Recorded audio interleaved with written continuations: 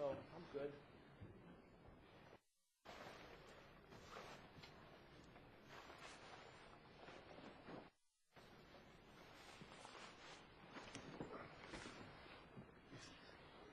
Morning, Gary. Morning, Mark. Morning. Such a new guy the other day. Hey, I'm in a meeting. Is it urgent, or can I call you back? Which one? Yep, Amen, sister. you just started. Bye. Started.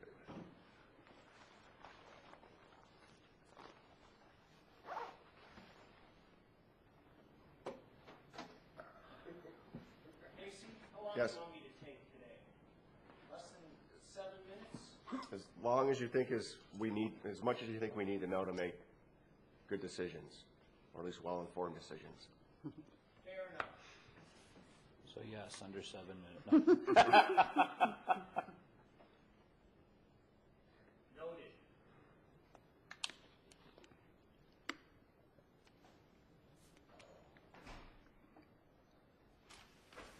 You want me to go first? He's Morning. first anyhow, isn't he? Right. First. Unless you need to get out, David.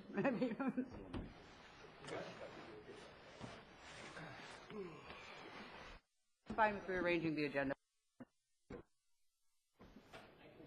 I'm here anyway, so. How are things? Good? Good. You'd like to go first? Sure, we'll do that.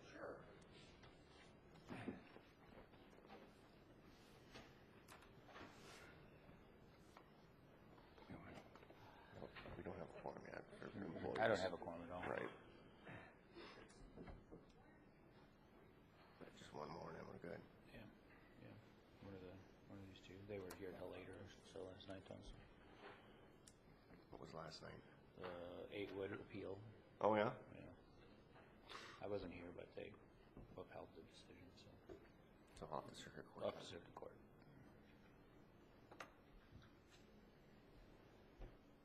I know April's running late this morning for, her daycare doesn't open early to get here at 7, so she'll probably be about another 5 or 10 How are minutes. you?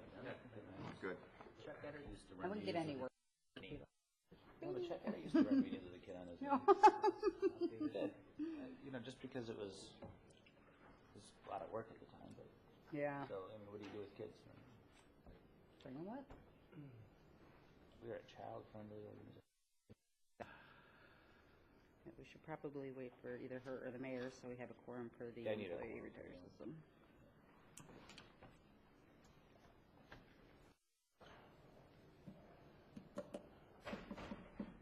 Morning.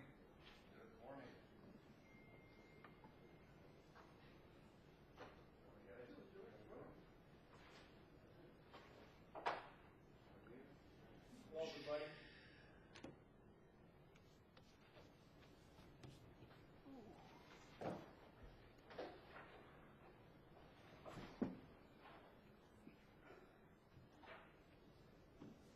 Morning, George.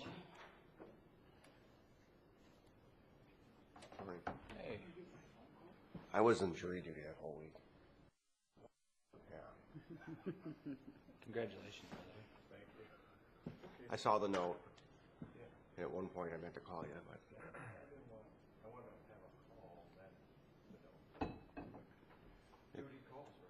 Yeah, it really did. It was kind of unusual. And they placed you on a jury, really? Yes, Wow. on a criminal trial. Really? Wow. Seems like an interesting choice. It was strange. For 5 days. Up in Pontiac? Or were you- Yeah, in circuit court. For criminal sexual conduct, second degree, a minor victim. And I was That the makes it foreman. really unusual that they choose. That part doesn't surprise me. Well, I didn't really want it necessarily, Yeah. but then I knew that there's a guy who wanted it, and I'm like, we don't need him. He wanted to talk too much about everything else. Yeah. Not cool. Well,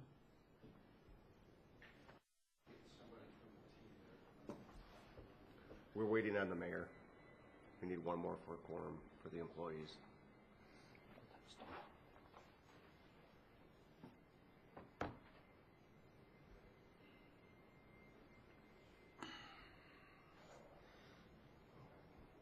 objection to starting with Loomis, Mike?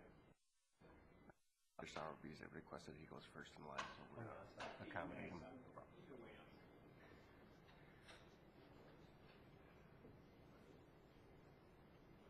Oh, I just texted you.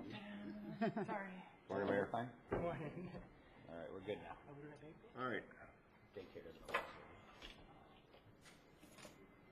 I will call to order this joint meeting of the Police Department Employees Board of Trustees for both on Wednesday, 7th and 16 p.m.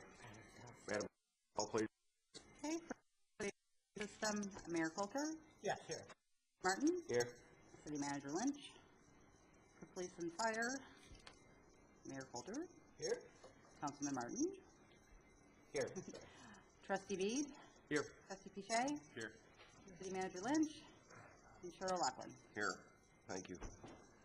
We're going to go out of order for our agenda, and we're going to call Loomis Sales for their quarterly report, first quarter 2016. Mr. Sowerby, good morning. Perfect, thank you. And in the spirit of a full agenda, I'll hit the highlights.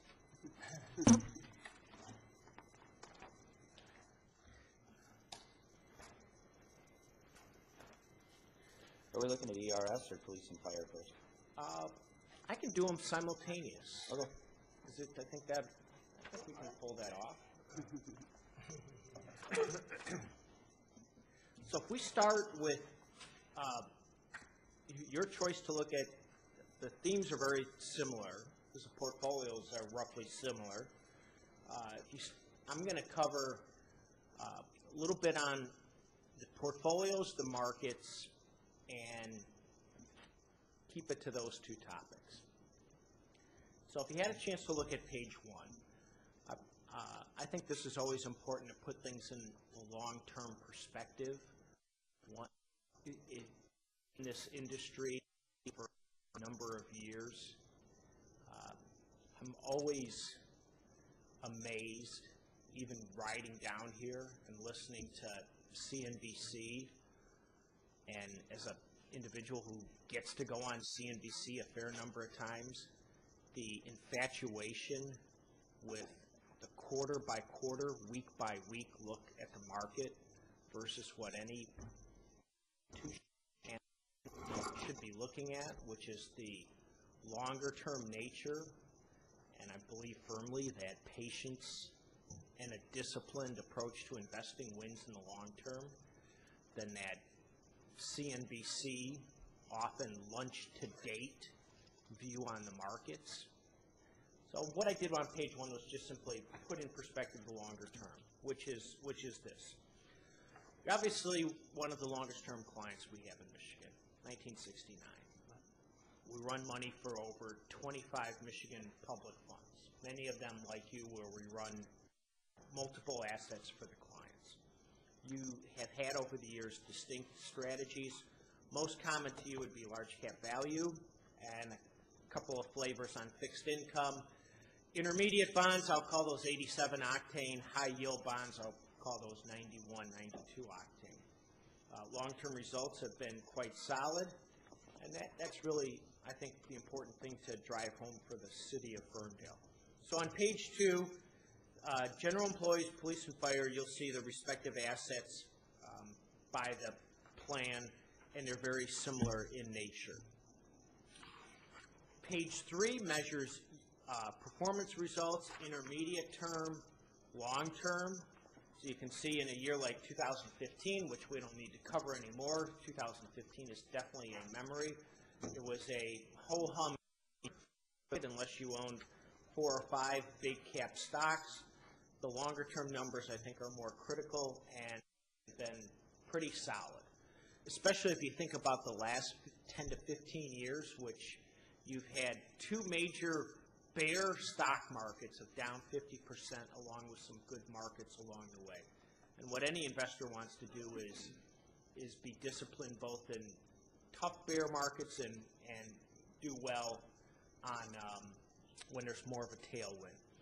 I'll say briefly with respect to the market itself, when you think about 2016, you're going to have an inflection point of February 11th, not to get too finite, too clever with the date, but the first 6 weeks of this year were just horrific.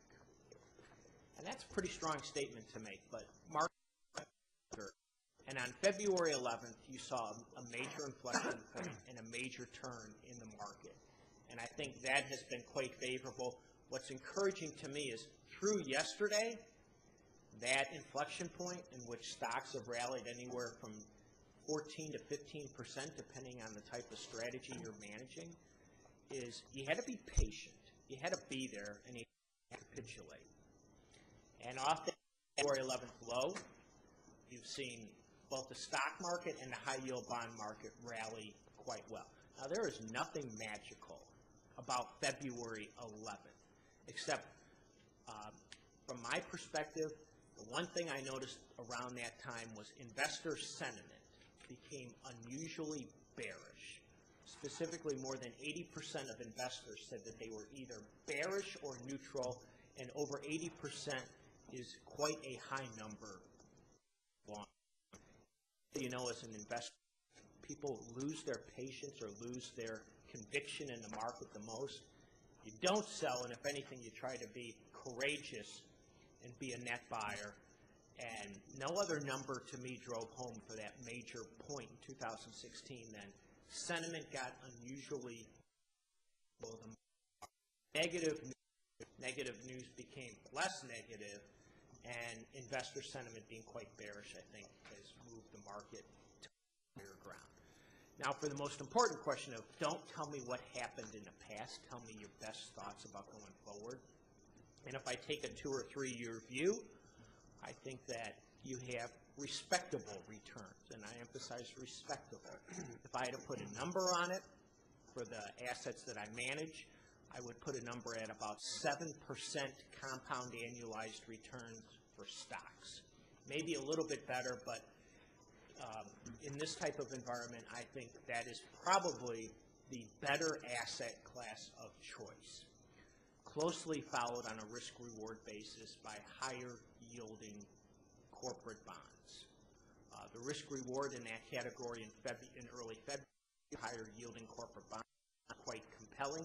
You saw a number of institutional investors a net because of the added value. I can tell you right down the street where I sit on Beaumont's investment committee, we were modestly adding to our high-yield allocation because of the risk reward, and I think you've got a little bit in that over the next couple of years. I'm going to focus a little bit on the stock portfolio and then wrap it up with the bond portfolio and keep this moving along. You've got a number of pages in the portfolio that relate to the stock portfolio. Just by way of background, so this is a large cap value stock portfolio. What the value investor is always seeking to do is buy stocks that are discounted to the market, where there is a fair amount of mistrust. Do your homework on the company, and then see the stock appreciate to higher levels. We simply put the value investor, whether it's Loomis Sayles or anybody, does not buy the most expensive car on the lot, does not buy the most expensive house in the neighborhood, does not buy the most expensive stock in the market. And I can tell you over the long term, value results have been quite solid. In the first quarter, particularly in the first 6 weeks of this year, when the market was weaker, we lagged in value. We don't like to lag. Stock picking was below our standards. Off that February 11th low, we have again been outperforming since that inflection point. That's good. More needs to be done. But that weaker first quarter number diluted some of the good long-term returns. Now, I'm going to ask you to turn to page 7. I think this is probably, whether it's Loomis Sayles or Fidelity, T-Price, I think any number or any way to measure managers, one of the most important ways to measure them is obviously over the long term, but on a consistent basis. Now, all this page 7 measures is how is your value portfolio done over the long term compared to the Russell 1000 Value Index. And it's measured on a rolling 3-year annualized basis. Why a rolling 3-year annualized basis? Because it smooths out the highs and the lows. If you look at a traditional trailing quarter, 1 year, 3 year, 5 year, 10 year, there's a phrase we use in a business called end period dominated, where you're dominating longer term. It's something more than the math. So I think looking at a rolling 3-year number for any manager, stock manager, bond manager, is most metrics, because it smooths out the highs and the lows. And importantly, if you look back for the last 10 plus years, on a rolling 3-year basis, there's 46 quarters of observation. That's a lot of time period to look at. You've outperformed 28% of the time on a 3-year basis. That's pretty good. I'll tell you straight up, I'd love the number to be 100%. The reality, pretty darn low. But when you outperform 78% of the time on over 46 quarters, that's a significant number of years on a rolling 3-year basis. I think that's what any manager wants to do in the long term. And the average margin of victory is about 1.83%. So that's pretty good over the long term. Doesn't mean that you win every time in the short-term time period.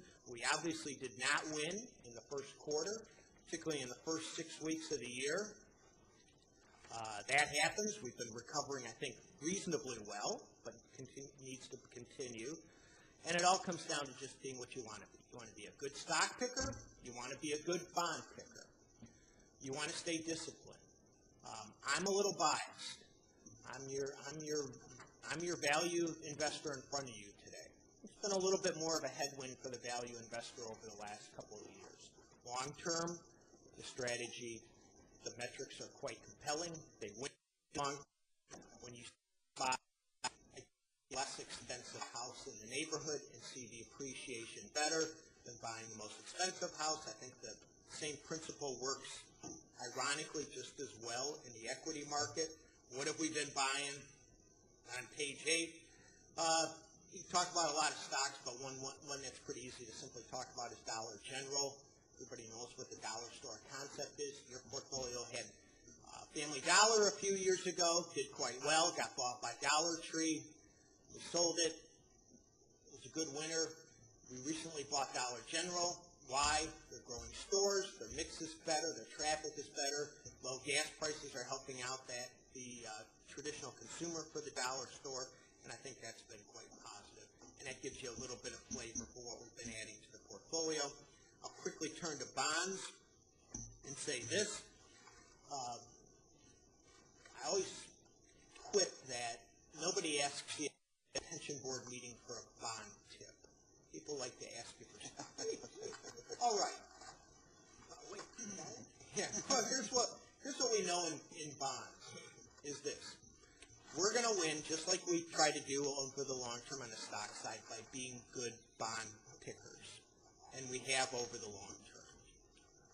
In the environment, if I were to think about the next 3 years, and the number I gave you on annualized return, what you can reasonably expect is about a 7% annualized return in the stock market. Mind you, the last 7 years, stocks have compounded better than 16% annualized. It's been a good bottom in March of 2009. So 7% is your bogey on stocks. In traditional investment grade bonds, the return is between 2 and 3%. It is going to be, I think, a greater headwind in the bond market for the simple reason that yields are low. If you're a mortgage borrower, it's great. You're borrowing at very favorable terms. But if you're a lender and you're getting back income for being a lender or a bond investor, the yield is, I think, it's low. It's not what people have witnessed over the long term in the bond market. If you're going to add value in the bond market over the next 2 or 3 years, it's going to be even more essential that you're a good bond picker. And that the extra yield you want to build in a portfolio by owning more corporate securities than the very, very low yields that exist in the treasury market is going to be achieved by being a good corporate bond. Corporate bonds that offer a better yield, doing your homework on the company and making sure that you get paid back for being a lender or an investor in the company. No different than lending money to your brother-in-law. You want the right terms, but you want to get paid back. And in an environment where 10 treasuries yield less than 2%, that's not going to pay college education, and it's certainly not going to fund retirement benefits when the yield is that low. So what we're going to try to do on the bond side is what we've always done over the long term, and that's be good bond investor. That's in grade bond or the high yield allocation that you also own in a portfolio. The good news is this, is that as tough as it was in the first 6 weeks of the stock market, that inflection point, that February 11th date I referenced to you, I think you had a reasonable reset in the higher yielding corporate bond market when yields were high, prices were softer, weakness in the stock market spilled over in the bond market. It gave you a better entry point to be a buyer, or at a minimum not capitulate and not sell, and the yields are more attractive today, such that in a bond market, which I think will present more headwinds over the next 2 to 3 years, doing your homework on getting extra yield in a portfolio, in a corporate-oriented bond portfolio, has a better chance to win, better chance to add value in a low-yielding, greater headwind that elucidity asks me for a bond tip. But you need bonds for stability, for that anchor against the wind, to complement your weightings in your stocks. Details in the bill gives you for 2016 as transpired, the first tough 6 weeks of the year, and certainly better 3 months that now from February 11th have literally gone on to the day, 3 months better, that I think offers more respectable returns both in the stock market and in the higher yielding corporate area. Dave, maybe just one question. You talked about the future in terms of a 3-year average. There's been a lot of discussion about how this bull market may be coming to a close at some point in that 3-year period. Does your 3-year average anticipate that there could be a better market period in there? Sure. And that's, I'll give you my best thoughts, and I'll keep it brief. So just to set it up, 7-year bull market, right? Headline is now the second oldest bull market, either by the one in the 90s. Bull markets don't die of old age. Bull markets die of high interest rates, high inflation, too much leverage, stocks priced for sainthood that don't achieve sainthood. I think the better way to measure this bull market is not from the bottom, the trough, which would be March 09. I'd rather measure this bull market from the previous peak, which was October of 2007.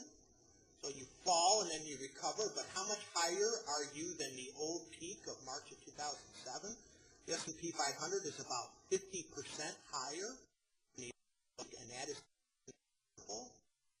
So given that we are 7 years into a bull market, it's a little older, but again, bull markets don't die of old age. I take a step back and look at what I think matters to me and what companies are demonstrating in their cash flow generation and their earnings and sales. And not to get too convoluted, but that's where I come up with a 2 to 3, 7% in stocks. And you never say never, but to try to identify the next bear market, stocks down 20%, if I had to handicap it, I'd say the probability is only 20%, 20 to 25%. You never dismiss it, because investors are sure wrong very often. But that's where I come to that 7% annualized return. It's not 16, but it's what I said, respectable.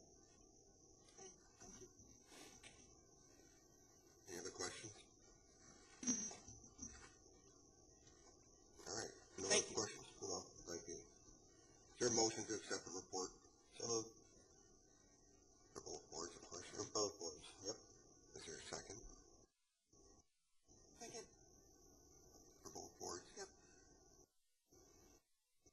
Okay, for the pension system, all in favor? Any opposed? Motion carries. And for the police and fire system, all in favor? Aye. Any opposed? Motion carries. All right, thank you. All right, with that, we'll move on to the actuarial report and financial statements, which is our first item on the agenda from Gabriel Roller and Smith and Company. Hi, my name is Heidi Berry. Results of the June 30, 2015 actuarial evaluation plan, as well as the GASB 67 and 68 report. I'll start with the employee plan, the pension employee plan. Just a little bit of background on this. I'm not going to go into a whole lot of detail with this plan. It is a closed plan. There are no active members left in the system. There are only retirees. There are potential active DC members who could get disability benefits, so we also take that into account when we do the valuation, but the probability of disability will be relatively small. So it's a consideration, it's not a huge thing. Real quickly on page 5, went from 60 members to 57. There were 3 DCs.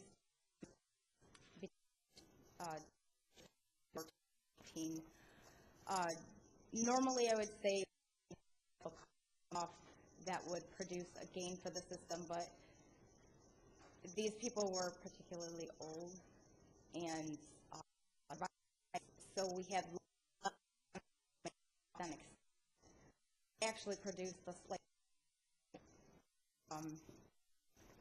I just want to mention that I'm going to kind of take everything in pieces. Sorry, can I take over that? They were old but healthier than expected. Is that what you're saying? There was a loss. Was what? Survivors. We didn't. They were born in the 19th, so we Gotcha. Correlate to the negatives. Yeah, I hate to put things in that terms, but that's No, kind of how. We're morbid business sometimes, but I am following you. Yeah. Okay. Good. On page B4, go through our development of assets. We use a smoothing method, and the main reason we would do this is to smooth out the volatility of your contribution rates. With this plan, it's really not very significant because it's very overfunded, so it really just doesn't matter, but we still do it. So the funding value at the beginning of the year was $18.6 million. Your market value at the beginning of the year was $19.9. At the end of the year, the market went to $19.7, and we ended with a funding of $9.1. So the smoothing piece is under the rows F.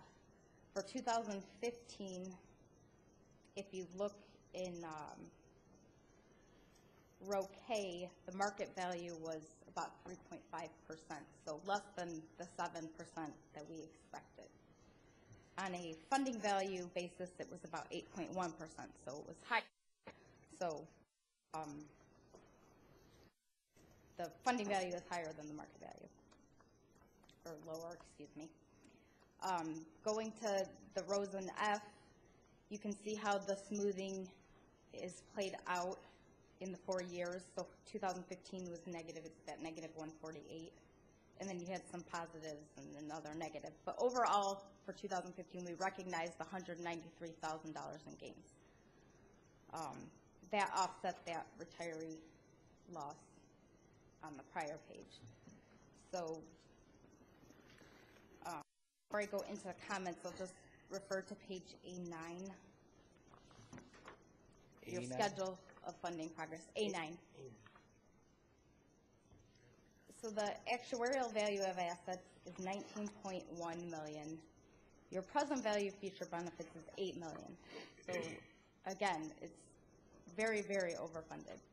We don't expect you to have contributions anytime soon, who knows if ever. I think there's an actual benefit payout of cash flows and things like that. It just, you're in good shape. I don't know what else to say about that. So I have a couple comments before I move it into the GASB 6768 report for the employees. I'm going to start with comment 4 on page A10. The last review for the system was June 30, 2011. Since then, some things have changed. We have new mortality tables that were released in October of 2014.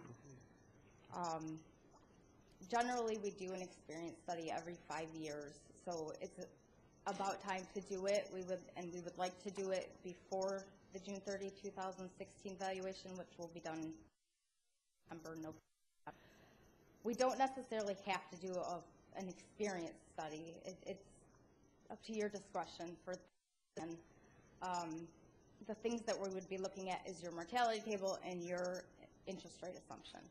So as overfunded as this plan is, what's the benefit of doing that at this point? That's my point. I don't think, if we do an experience study, it's not going to change. You're still going to be overfunded. So our recommendation is just to incorporate what we think we need. We would just do the mortality tables. That's just a given. And then we would take your target asset allocation. We have a model that we use. We collect from 8 different investment companies over the country what they're projecting to be and how performance levels. So we throw your asset allocation in there, and it takes averages, and we would just determine if percent is good or if we need to change it. We would do that along with the valuation process, so it wouldn't be anything additional, and we would just change the assumption based on what we think without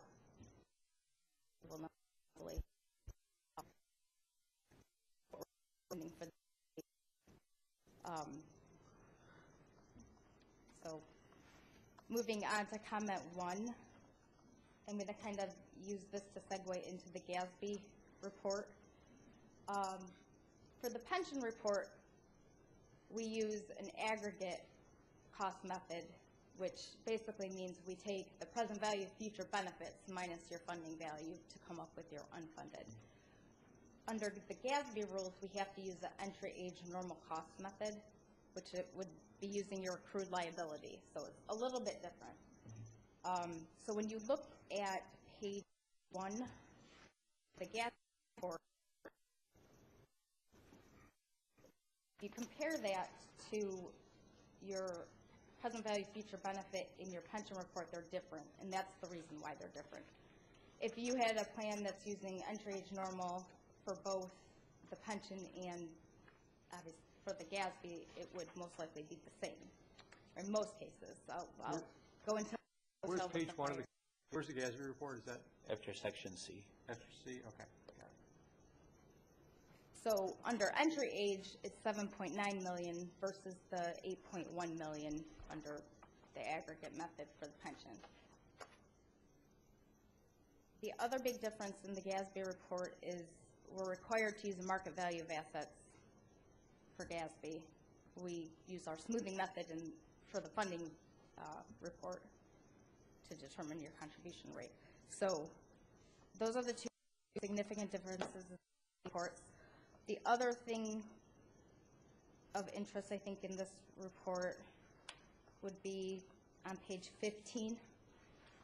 We are required to do a sensitivity analysis for a 1% increase or decrease in the interest rate.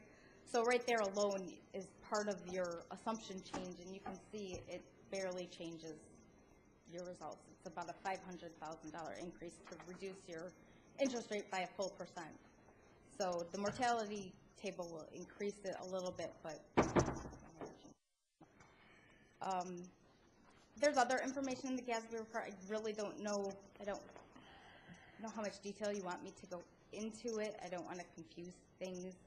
It's really for accounting purposes that we do it. So I'll leave that at your discretion. if you want me to go into it more. I'm fine. Okay. Okay, so that's all I have for the employees, unless you have any questions.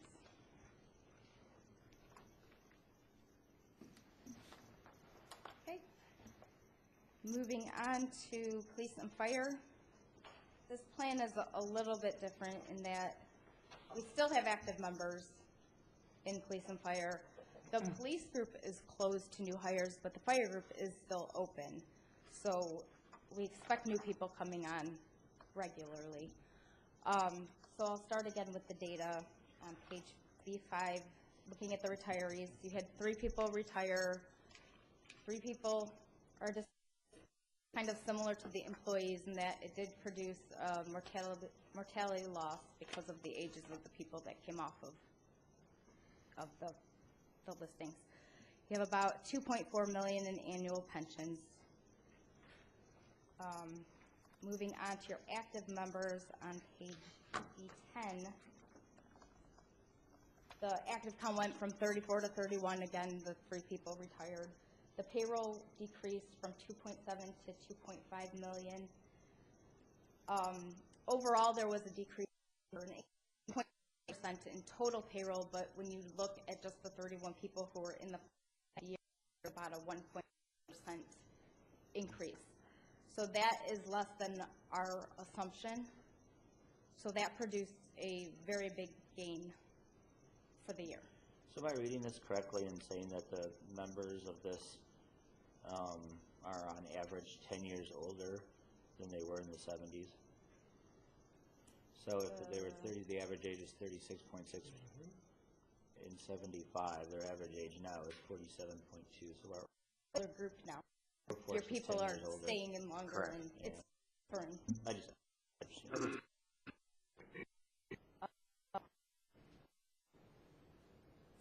Again, that is a gain. So offset the mortality loss, and then moving on to page B4, you also had a small investment gain as well. This is similar to the smoothing method. 2015, again, we had a 2.6% market value return and a 7.36% funding value return. So both of, or the 7.36 was actually the 7.25 assumption that were used. With the smoothing method, we ended up in row F5 with a $45,000 gain. It was small, but it still helps. Every bit helps. Going forward, the difference between the market and funding under row H is $390,000, and you can see that being recognized in the next 3 years. So for 2016, we have a very big cushion, a $652,000 gain that's going to come in, and that's going to help the plan. And then you can see it kind of decreases. In 2018, we have a loss, but hopefully by then we'll have some positives to offset that. So we will go through. I'm sorry? sorry. By positives, you mean deaths? No, investment Market positives. returns. Oh, market Investment. returns. This is not data. In here, yeah. All right. Not all of it is bad. Average age just went down. Okay, so on page A2, because of the gains with the salary and your investments, and there were also some gains with the Medicare Part B premiums, they stayed the same. Which I think they've been the same for several years, but in our assumption, we assume that they're going to increase. So there's a gain also in that particular area. So with all of those combined, the rate went from 17.03 to 14.56%. And you can see the normal cost changed very much. It went down slightly. What page are you on? Sorry. I'm sorry, A2. A2, thank you. So, and we don't expect the normal cost to change. There weren't any benefit provision changes or assumption changes, so it should be relatively close unless you have big changes in your data. So I'll finish up with, well, I'm not going to finish up yet. We'll move to page A11 for the schedule of funding. The assets are 42 million. The accrued liability was 40.9 million, up slightly from 2014. And the unfunded was about 1 million. Past 2 years, you've been overfunded. I have a couple of comments about that to consider, nothing that has to be done now. But I'm going to start with comment 4 on page A13. On what page? A13? Okay. So This- we were 102% funded in 2015, correct? Yes, yes. All right. So this is similar to the employee. We are recommending an assumption change. Now for the police and fire, the last review was with the June 30, 2012 valuation, the last update. So what we're recommending is that after we do the 2016, because you're technically not due for the study until after the 16, and it would be reflected in the 17 valuation, we're recommending an experience study where we would look at not just the mortality and the interest, the economic assumptions, but we would also look at the other decrements because you do have active people in the plan.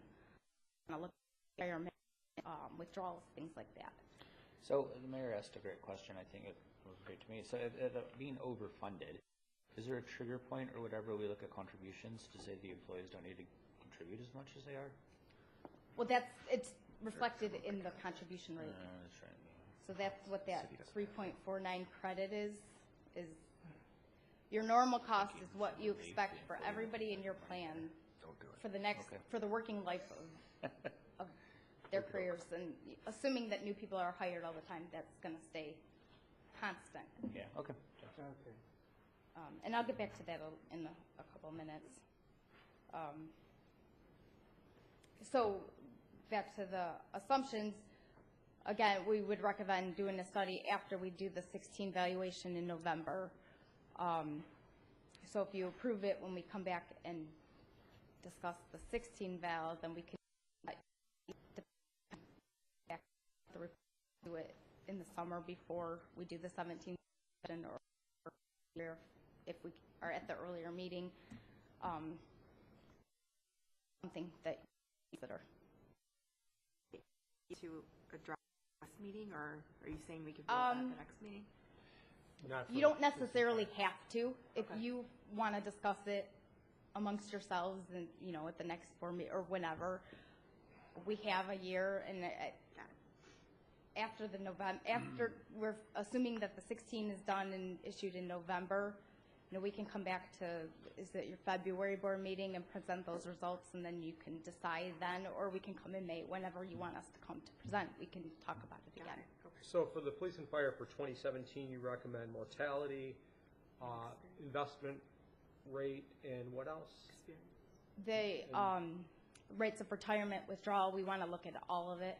Okay, Disability. and for the employee system, for the next value, before the next valuation, you recommend just mortality and interest rate? Right. And for benefit. employee, we're recommending that we just do it ourselves without having you involved in that, because it doesn't affect the results of the employees. They're still going to be significantly overfunded. Okay, even so for with the the employee changes. system, we should recommend that we should tell you. I think you'll want to see the results before you might want different economic assumptions to choose from for the fire, and it will matter because you are still paying contributions and it's an open group, so it makes more sense to have you look at it and approve it before we just say, Right. okay, we're going to do it. Right, And then you say what? But that's something that needs to be done, you said should be done before the next valuation for the employees. That should, yes, Oh, okay. it's because the employees we updated for the June 30, 2011 valuation. For fire, we did Yeah. June 30, You do 2012. that in a So there's so kind of a 5 year year- off. Every Yeah. 5 years, you're supposed to do that. Yeah. So the board should move to have you do that before the next valuation, because we're not going to see you until. That after would be the- good if the employee could approve us to make the assumptions in the valuation. Police and fire can wait a year. Right. Okay. Yes. So, Okay. I can't do that. Got it. The last thing I wanted to talk about was comment 1 on page 8. This goes to the funding credit and, you know, because you have all the gains and losses and you're overfunded, what happens with that? Think about. If you look at the historical information on page 6, contribution rates, you can see that beginning in like 2000, you were overfunded, and for several years you had no contributions coming in, and then all of a sudden we had 2008 happen. Contribution jumped from 0 to 6 to 20 to 28. Now the 28 was because of an experience study that happened too, but it was jumping. Something that could cushion that a little bit is to consider when the plan is overfunded to either contribute the normal cost and not take the credit right away until the plan is more funded. And we wouldn't go to the extent of the employees, obviously. I don't know how they got so overfunded, but they did. We would recommend it at the comment at the bottom that it would go to like 110%, and once you get 110%, then you would start to take more of your credit again. And the idea being it would cushion you from going from all the way up to 25 in 2 years. If you look at 2012 and 2015, you went from 28 to 15 in like 5 years. Or 4 years. It's a pretty significant change. Another alternative would be, instead of just contributing the normal cost, you could still take part of that 3.49 credit there. But instead of amortizing it over 24 years, we would increase it to, say, 30 years. So if you look from the 10, you can see that the lower the amortization year, What page 10 are you year, on? A6, right? A12. A12? A12 with the Bouncing comments. Well, oh, I'm you're bouncing around, I'm okay, sorry. yes, you are. So A12. Okay. If you look at the 10-year, the UAL credit is much larger than the 24-year, which is your current policy. So if we upped it to 30, it might go down to 3%. So you're still taking a credit, but not the full credit, and it gives you a little bit of cushion. So it's just something for. You know, I've had in the past, we hit thing over just immediately.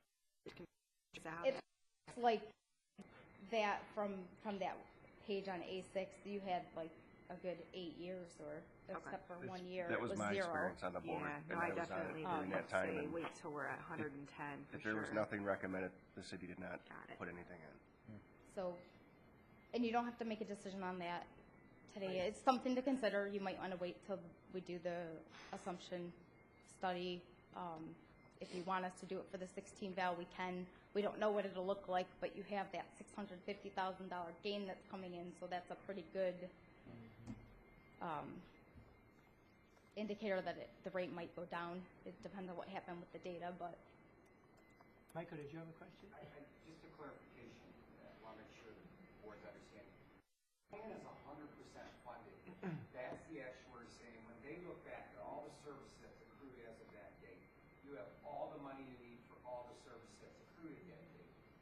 But when they generate an employer contribution, you still have a normal cost component. You know, the day after the valuation, somebody comes and works and accrues a new day of service, and throughout that year. So your normal cost is the cost of benefits going forward. So when a plan is 100% funded, you still have a normal cost. Your normal cost is 80%. You don't have any unfunded liability, so you have an additional contribution for the unfunded accrued liability. So when a plan is 100% funded, you still have a normal cost, 18%. When an employer contribution rate goes to 0, you are, and they amortize the overfunding credit over a period of time, that it offsets it. If you look at page A12, you'll see here an example, a great example of that. This plan, and this is the table that shows 10-year, 20-year, 24-year. A normal cost of 18.05%. When they take the the overfunding credit and they amortize it over 10 years, you get a credit of 6.27. So even though the plan is overfunded, there would still be a normal contribution of 11.78, not zero, right? 11.78, because you're taking a partial credit for the overfunding. It's only when a plan gets to be 125, 130% overfunded that the overfunding amortized out over whatever period large enough that the credit completely offsets the normal cost. So in the past, when the employers had a zero contribution, it wasn't that 100% funded and they didn't contribute. It's that at that point in time, you would hit a funded level percent in excess of 115, 120, somewhere up there, that the overfunding credit amortized over whatever amortization period you selected offset the normal cost. When a plan is underfunded, typically an employer says, hey, we'd like a really long amortization period because it's like a mortgage. We have to pay the 18%, but now we have an institution, and so we want a amortization shrinking that money. In the past, when plans were overfunded, employers would say, well, we want a really short amortization so that we can get a larger credit, because the shorter period of time I amortize an overfunding credit, the larger the credit would be, and so they want to take that. Well, after the 08-09 meltdown and everything else, people would look at the plans and say, geez, we can go from being overfunded to significantly underfunded very quickly, and maybe we shouldn't take those credits as rapidly as we do. Maybe we should put a reserve. Maybe we should set a funding floor of 110%, so that we're at least there before we're starting to take the credits, so that we don't end up in a situation where suddenly an employer who had, a very small contribution now has normal cost plus an unfunded accrued. And so the recommendation is, to maybe look at, rather than taking that overfunding credit over a 20-year period or a 22-year period, hey, let's not take as much of that credit. Let's roll it out to maybe a 30-year period so that you're still contributing a little bit more than you otherwise would, so that you've got that kind of a reserve, or in the alternative, the 110% floor. Thank you. That was I think that was better explained. Thank you. So yeah, that's the idea. So, again, you don't have to make a decision right now. It's just something to think about. And again, I'll just point out in the GASB report, the pension report is the entry age normal cost, but for the disability piece, we use the present value future benefits instead of the actuarial accrued liability. So there is a slight difference in page 1 from that report compared to what we show in the pension report. In your packet, where will I find that? I gotta scroll through here. After section. Page 1 of the GASB report. Section C of the first report, and then it starts normal numbering 1. Section C, got it. You can see the total pension liability is 40.4, and in the pension report it says 40.9. So that difference is because we put the present value of the disability people in the pension funding. If you want to look at the sensitivity, on page 15 of the GASB report, you can see the impact of a 1% increase or decrease. So under your current assumption, you're overfunded by -2 million, but if you were to decrease it by a full %, you would be underfunded by 2.3 million. Your impact in police, because you have a bigger retired population as well as active members, and the total pension liability is much higher for this plan than it is in the employee plan. And then the last maybe useful information is we have some cash flows at the end that are kind of show how it will flow. For the people in the as of June 2015, it doesn't take out new hires, but it shows how you will have money to pay out your benefits don't know if you have any questions about either of the reports or anything outstanding. No, for you guys, our peers would salivate over both of these conversations. So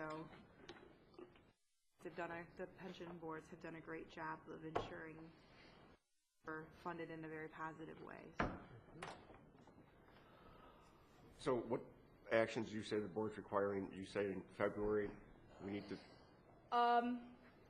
No action for police and fire right now. Just think about the experience study that, what's the name of it, the experience? the experience study. We would like to do that after the 16 valuation. And that would be in February of 17, right? Yeah. If we come to the February meeting, present the 16 valuation, we'll talk about it again, and at that point, we would want you to approve it. Okay. And for employee, do you need a motion? For us to employee, do I think we would like for us to realities and economic. George, you have something to say before we carry on? Yeah, I advise 28 retirement plans around the state of Michigan, so I work with a lot of my colleagues. And the experience of your colleagues on other boards is that the actuaries generally provide a summary of their recommendations so that the board can see the impact of funded status, your contributions, and so forth. And so my suggestion to you is that you ask Heidi to provide you a summary of what she's recommending for both plans. She's recommending some very significant changes to the assumptions. I can tell you the mortality table change itself, that Mike would know, is every plan, funded or not. The changes that she's recommending for consideration police and fire are, and the actuaries have the ability, because I've seen it done by many of their colleagues in other plans, to show you in a nice table what the trade-offs are between adopting these recommended changes before you go there.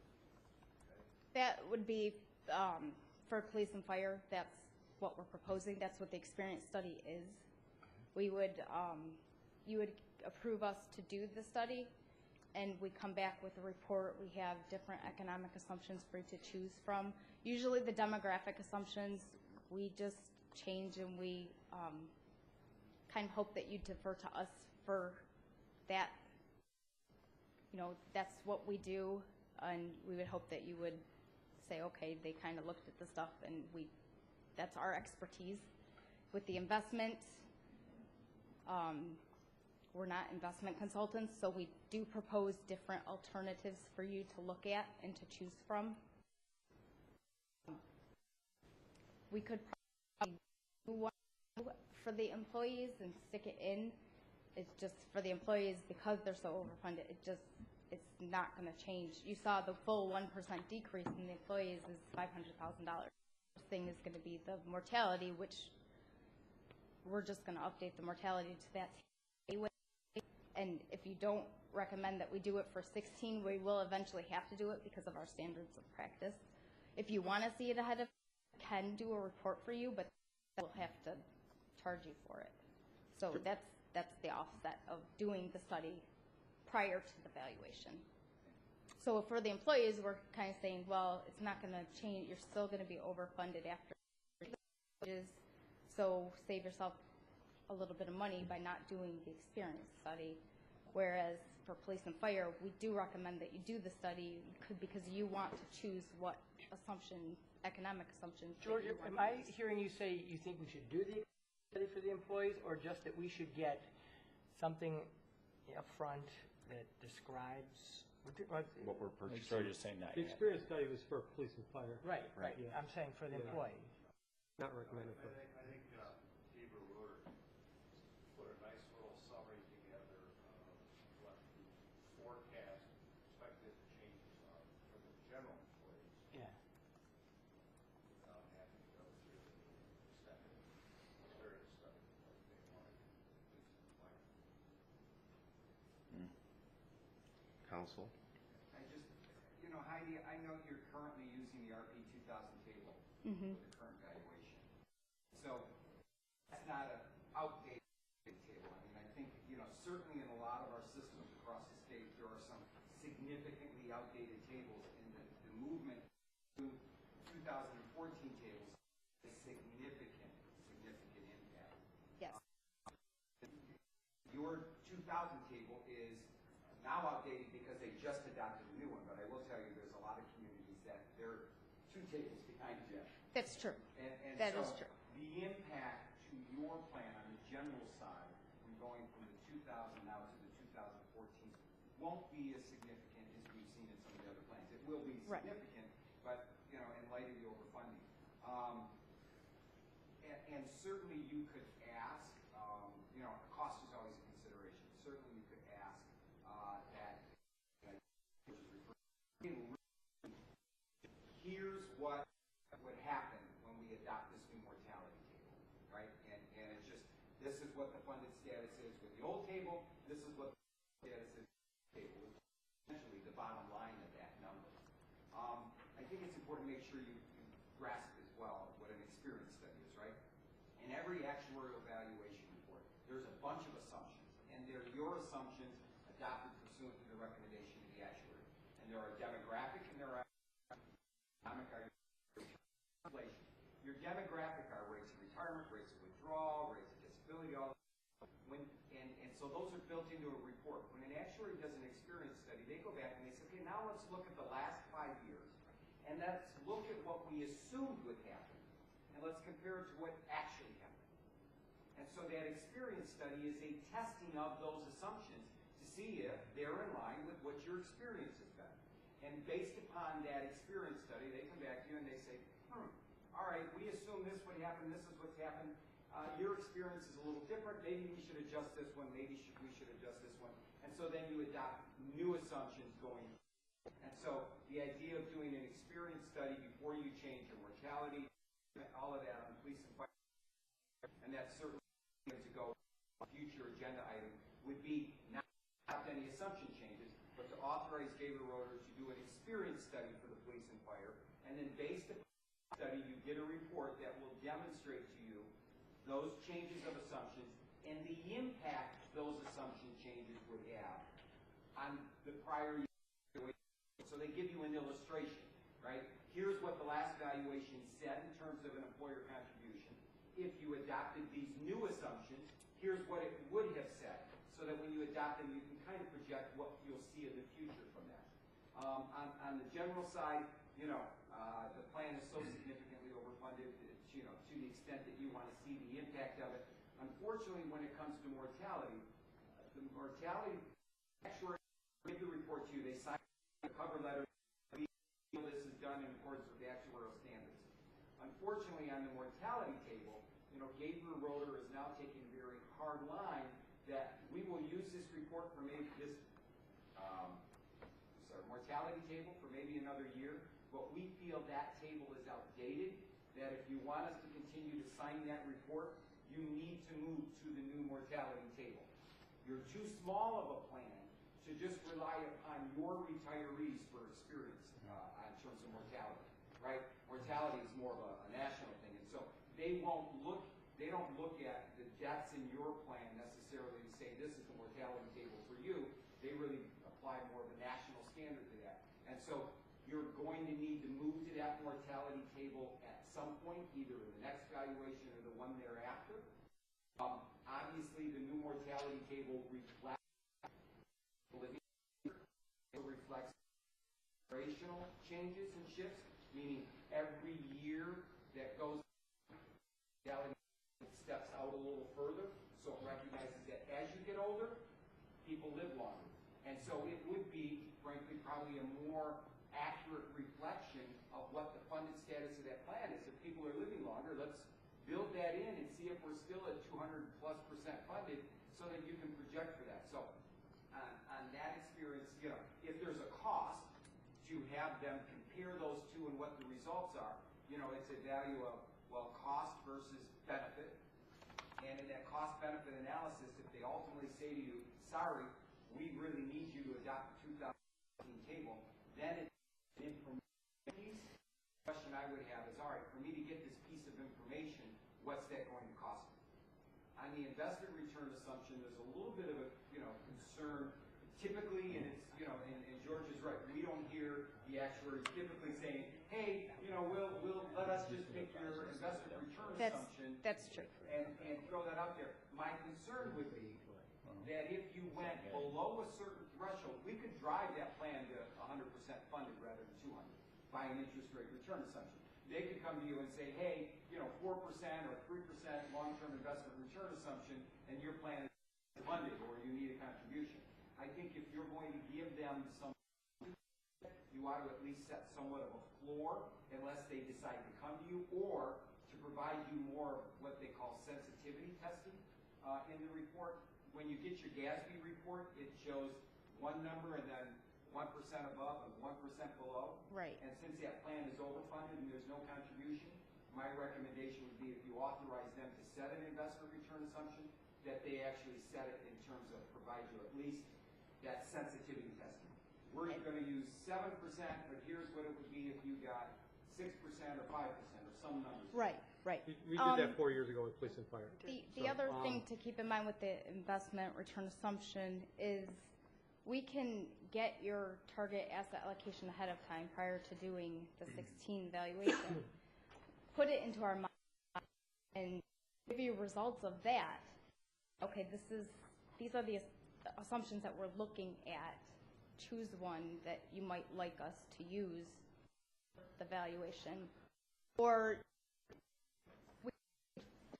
alternatives. It's harder to do that because the whole report is based on one assumption. We do different scenarios. So let's say, I don't even know if you are at 7%. I don't know that you need to change your investment return assumption. It really depends on how risky your allocation is. It could be fine at 7. You might need to lower it, but we could say we change it to 6.75. We would still have your current assumption results in there, so you could see it, and maybe we could throw in like half as well. You could see what it was, but the report would be based on the 6.75 or whatever it ends up being. The idea behind not doing the full-blown study is so that we aren't doing a bunch of different scenarios, but for sure we can do the target asset allocation and give you a look at what kind of choices you could be looking at before we do the 16 valuation. So what we did with police and fire 4 years ago, I don't think we did experience study, but we did the sensitivity analysis where we just looked at going, 7%, 6.5, 50 basis points below, 7.5, and look at our numbers based on each of those, and then at mortality, old mortality table to new mortality table, and then kind of combining those. So, right, that was your study. I don't know if you remember when we did that. But I think that's what the employees should have the actuary do before the next meeting. Something along those lines. Where you would want to look at the impact of changing your interest rates only, the impact of changing mortality table only, the impact of changing both, and do it on a 50 basis point or 25 basis point increment, and then you can figure out the difference. So I can't remember if we did. I don't know. Is 50 considered too high of a leap if we're looking at incremental changes, or is it 50 basis points? On the investment return, Yeah. On a plan where there's an employer contribution requirement, that's usually considered a pretty big leap because it has a big impact. Right. On a plan that's so overfunded like the general, say, gonna you know matter. what, we're going to adopt a more conservative approach. We're maintaining the 50% basis plan that's that. But you're already at 7. I was going to say if you're at 8, you drop down to 7.5. That's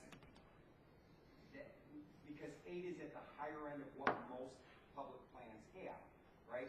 7% is at the lower end. So a jump from 8 to 7.5 kind of puts you a little bit in the middle of the field. but 7 to 6.5 puts you definitely at the low red. But So we have a motion on the table, right, for the employee? Not It's not been yet. seconded yet. It's not been second, so I would take that off. I thought April second. All right, so the motion fails for lack of support. So we'd call that sensitivity Okay. analysis, then, that sort of a thing. I think we're gonna do something. I don't think we're gonna do. It's just looking at changes in interest rate assumptions by itself, then looking at mortality assumptions changed by itself, and then looking at combining those two. The overall impact on the funded status of the plan. so that would be, if I could. Yeah, a please. motion, if that's the consensus of the board, that would be a motion to direct the actuary for the general system. Go back and provide for you a summary of the effects of adopting this new mortality table. Effects in the investment return assumption from 7 to 6.75, 7 to 6.5, whatever numbers you feel there, and then the combined effect of those assumption changes. All right. And then, to that effect? I would move that. ERS. Support. Moved and supported. Did you get the language of all that, Marie? I'll listen to it again later. Okay. Call Michael. So you got all that? I Okay. do. Can you give us an estimated cost too, Um, if there's an additional cost for? it might be a couple thousand. I don't know if it would be that much. I think it was something like that. I don't remember what the police and fire was. I know it'll probably be somewhere on the line of what that was. Okay, and then the police and fire would do that after the experience study. Yeah, after the 16 valuation, and that is part of the experience study. For- That's yes, done that will be as part composed in of- the got it. experience study for Okay. police and fire. So So, George, we don't need to make any, the police and fire doesn't need to make any action right now with the actuary. no. Sir? I'm not, go ahead. Other than you do need a motion to acknowledge receipt of the presentation. Right. Acknowledge receipt of the report, the GASB report, and direct a copy of them before to the employer as an indication of the required employer contribution for the 2016-17 fiscal year. All right. Is there somebody willing to make it? ERS motion. Can we resolve that one first? Absolutely. We need the same motion on the GRS. Right, but we still have to vote on We still have a motion on the We table. have a motion not for the employee. Go ahead, ERS go first. Yeah, I have something to bring up. Okay, the employee board, all in favor of the motion? Aye. Aye. Is there any opposed? Motion carries. But now we need another motion, right? In file, right. And to acknowledge, yeah, it would be a motion to acknowledge receipt of for February fiscal year ending June 30th, 2015. Directed a copy before to the employer as an indication of the required employer contribution to the retirement system for the fiscal year ending July 1st, 2016, or year to date, no, Yep. 2000 budget 2016. Okay, so for ERS, is there a motion? So Anyone moved. want to make that? April, moved, support by the mayor. All in favor? Aye. Okay, any opposed? That motion carries. I know you need that. And there's a motion for the police and fire for accepting the report and the rest of what you said. So moved. I'll do that All one. right. Is there a second?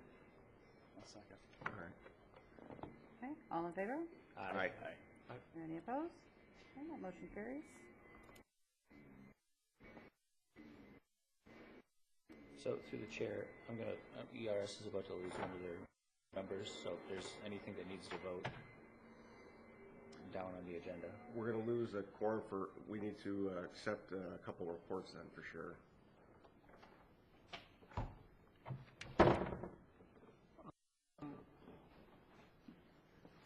Can I just add a quick thing about police and fire as far as the actual report? Just you recommended that we go to 30-year amortization for any surplus as a way 24 years, 769. I don't know if we discussed that. I was wondering, recommend that we experience study first before we consider something like that in our sensitivity analysis for the police and fire, where we're looking at changing assumptions, not this value, not for the next valuation, but the prior. I think this the subsequent. valuation is done and those numbers are already built. Yeah. So any change you would make at this point could be, could be at your next valuation, so that would be after the next experience. Okay. Actually, we're going to do it after. Right. One of the things I was legally funding that would address the issue. You've not adopted one, and so I've made a note. I was going to discuss that. I certainly think the recommendation of the actuary to use a 30-year amortization of the overfunding credit is something you could adopt for purposes of your next valuation, the June 30, 2016 valuation. And then after your experience study, take a look at that funding policy as well as all the factors of that to make an appropriate determination going forward. So just to reiterate, you've got one more valuation report coming to you at the end of this fiscal year before you do your experience study. So I think it would be appropriate if you agree with that recommendation of the actuary to adopt a 30-year amortization of an overfunding credit for purposes of that valuation. And then when you get your next experience study and you're looking at all of your assumptions, and then give greater consideration to what your funding policy will be going forward in terms of underfunding, overfunding, all of that. Okay, hold on a second. Let's get back to employees so they can accept the reports, because we're going to lose a form right now. Okay. We can handle that. So can I accept a motion to accept all the reports for the ERS board? So moved. Moved by the mayor, supported by April. All in favor? Aye. Are there any opposed? Okay, that motion carries for the employee pension system. Thank you. Sorry. Yeah, no problem. Yeah, I got to leave in 15 minutes. So we'll still have enough. When you leave, we still have one. Yeah, you'll be fine. Yep. I won't be. See you, Mayor. All right, thanks, See you, Jim. Have a good day. Sorry. That's all right. Gotta take care of both water tank. All right. Are you still reporting, ma'am? I am done. Any other questions? Or- Well, so you're recommending that we do that now? Yeah, and For next year's valuation. for next year. For the 2016. Okay, That we so- go to 30-year amortization for overfunded liability. So I'm trying to look at just basically what kind of initiative that would have our contribution for, it would probably go up about 1%, 2% of that. Yeah. it's it- probably 3 or 4 I'm looking at, but. Well, you have I'm looking for the page 812, I think it was. It's Yeah, A12. and it went from Yeah. 372 to 383 in a 4-year difference in amortization. I know it's not linear, but if you go from 24 to 30, it's going to go up another at least 12 to 13,000, which is 4%, Well, but almost 4% there. you still have somewhat of a funding, you're talking dollar amounts. As far as, I'm looking at projected annual contribution. Yeah. Well, I'm in I'm just looking at A12 right now. You're in A12 of the gas. This is under. So, Mike, you're spreading out the balance, the surplus over. Yeah, we're gonna amortize our surplus over 30 years instead of 24 for the next valuation, just so we don't have big jumps in our contributions. Now, what that impact will have will mean that our next contribution will be about 3 or 4% higher, roughly. Well, the credit is what's going to change, right? So from the 20 to the 24, you go from 3.91% credit to a 3.49, so roughly 50 basis points or 40 basis points. Yeah, I wasn't looking at the unfunded actual accrued liability percent as a change. I was looking at the change in our contribution. Okay. Yeah, but ultimately, it's going to be about That number. it's going to be about 50 basis points. Yes. Yeah. Okay. Change in the UAAL. Okay. Yeah. So I will,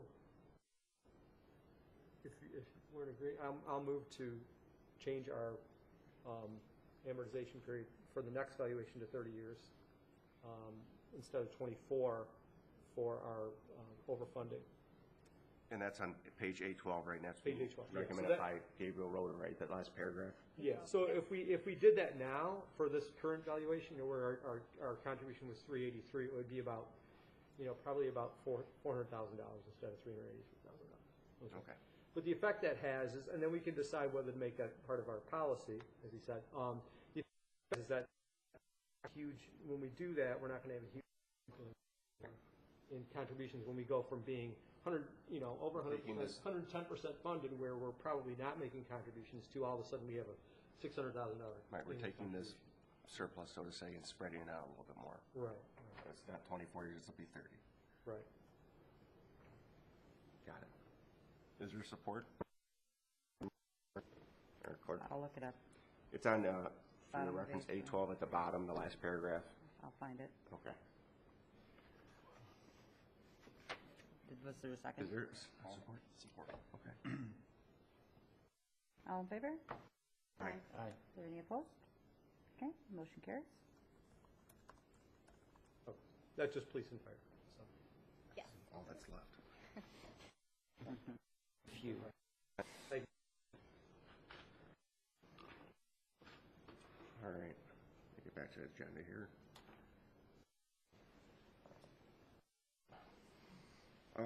First quarter 2016 investment performance analysis and liquidity funding recommendations as submitted by Asset Strategies.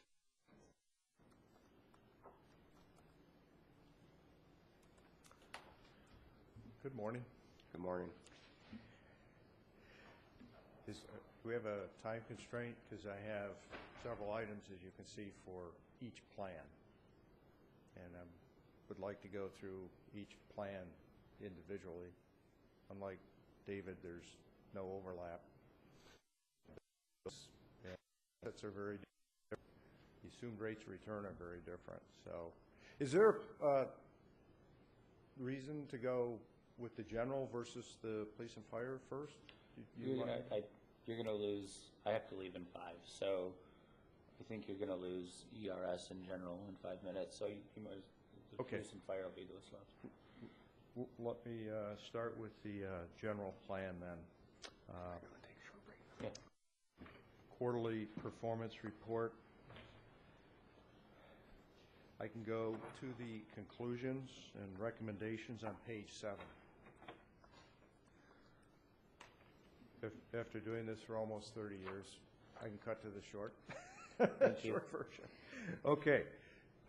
Total results, 1.7% for the quarter. That was a little below expectations. We saw some poor results from the not the high yield, but the large cap value portfolio. But in spite of that, the plan compared to other public funds, which was a very weak quarter for investors, was in the 25%. Okay. Now, the difference is this: if all the portfolios had hit their benchmarks, this plan would have earned 3.2%, which would have ranked in the top 5%. So, on a relative basis, everything was fine. The trailing 12-month results are also fine.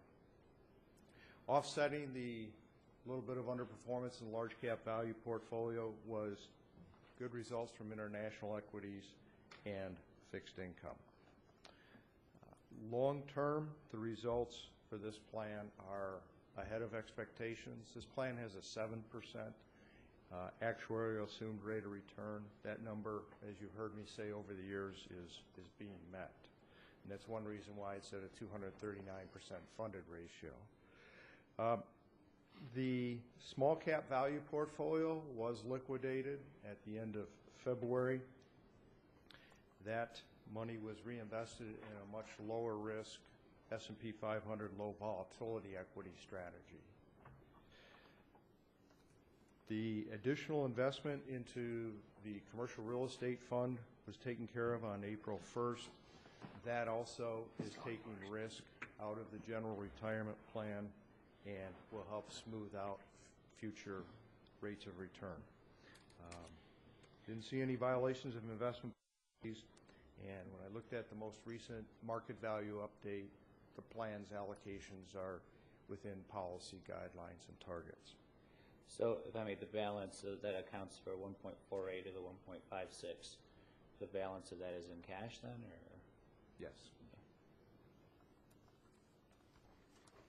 Okay, that concludes the quarterly investment report.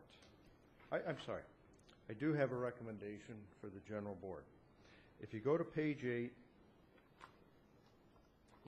and Asset Strategies has lots of clients with Loomis sales, and all the clients' large cap value portfolios are in the same situation. You notice all the negative numbers in that large cap value portfolio. Quarter, 1 year, 2 year, 3 years, 5 years, 7 years, just a whole extended series of underperformance by this portfolio. All right, so we have investment guidelines and benchmarks that are being violated because of this underperformance. So my recommendation to the board is to put the Loomis Sales large cap value portfolio on probation from April 1st through September 30th. Standard 6 months. I move. Moved by April, supported, I guess, by me. Okay, all in favor? Aye. Any opposed? That motion carries. Okay. Is there anything else that you need from the employee group that needs to be? Yes, there is. There is one business matter, item 8. Very quickly, after starting and founding and operating Asset Strategies for 25 years, and I hope everyone got the letter that I sent out. I've decided to merge with another company, much bigger company. I'm not going anywhere unless you want me to, but I plan to be here again in August. And so all I'm asking the board is to assign my contract to the new company, the Bogdan Group, come July 1st. All right? What that does for you is that assures you of our current services at the current fees and the current representation. So effectively making it a seamless change. It doesn't impact the dates or the length of the contract?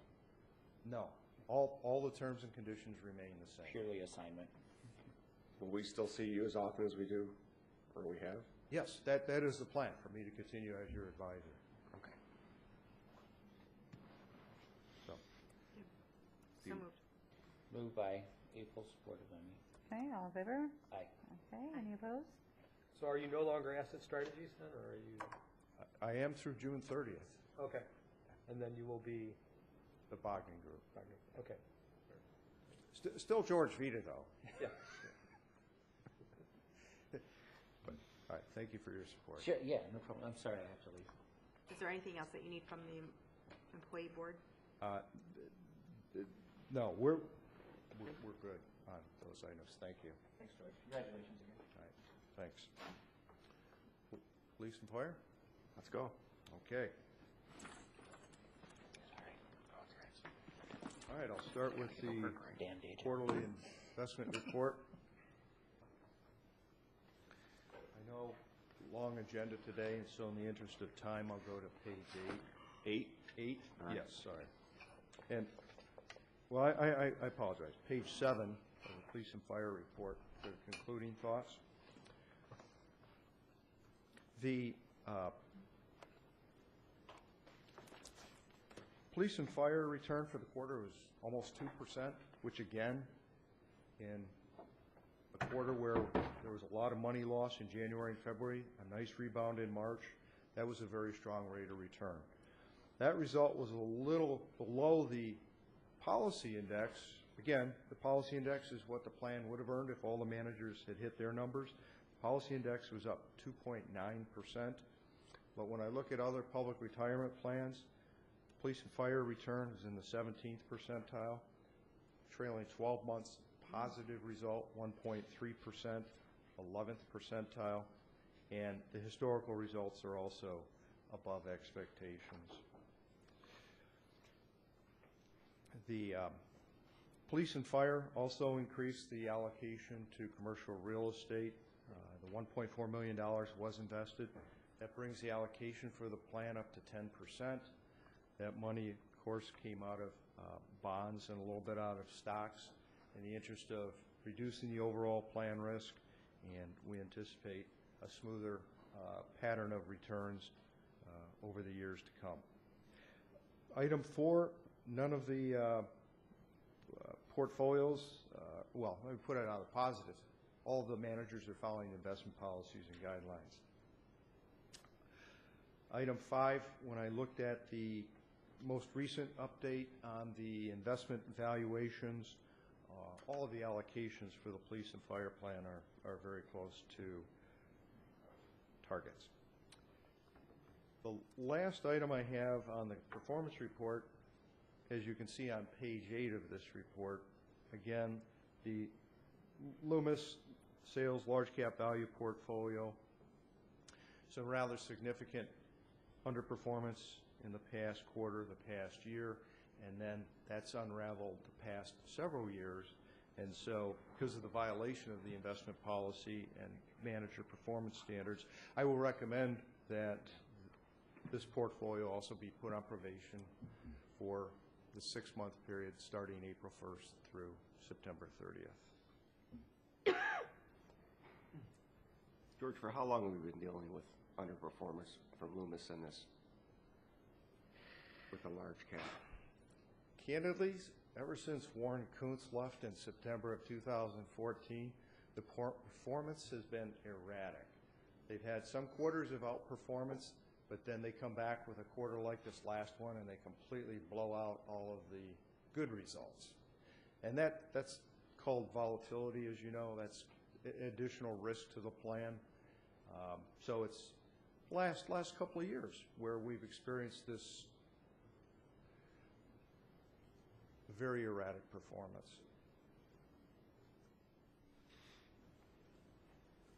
So do you think they'll get their ship in order at some point, or is it yet to remain to be seen? Time will tell. That's why we do the probation. The hope, the expectation is they will right the ship and get back into guidelines. Is there a motion to put Loomis Sales on probation for their large cap value? I'll make a motion to that. Second? Second. Discussion. We're ready to vote. All in favor? Aye. Any opposed? That motion carries. Okay. I had an update on Bontebal. The chief investment officer, it's just, that's the most important person in any money management organization, decided to leave. And when the leader of the organization leaves, that causes me great concern. And so I sent you a memo on March 18th bringing this to your attention right away.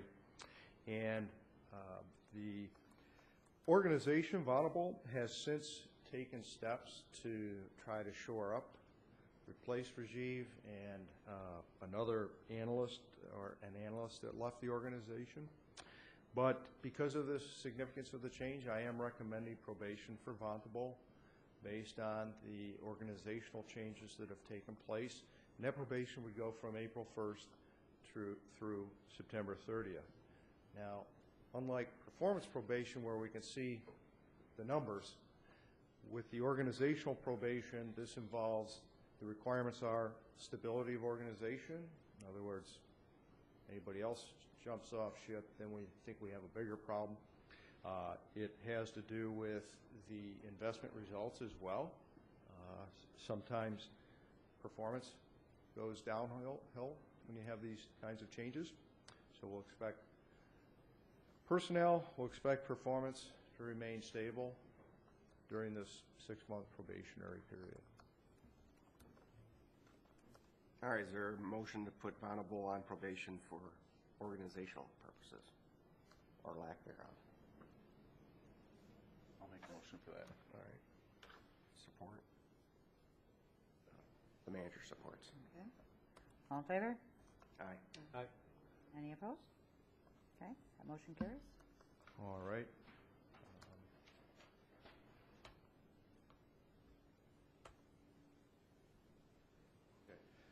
The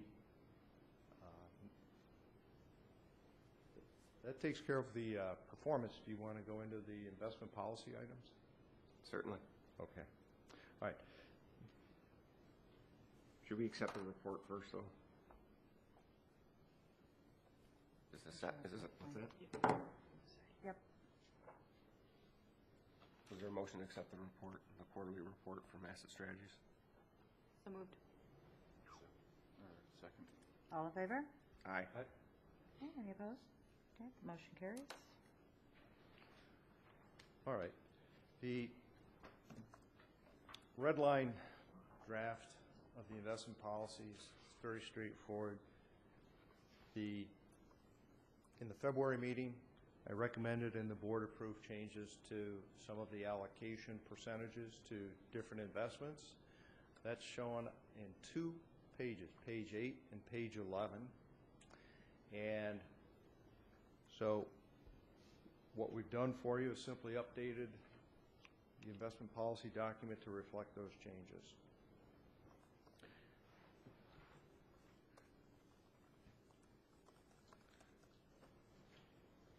Sorry, what pages, 8 and 11? Page 8 is the asset allocation policy table. This is on your regular report, right? It's titled PPO. Oh, I got it, okay.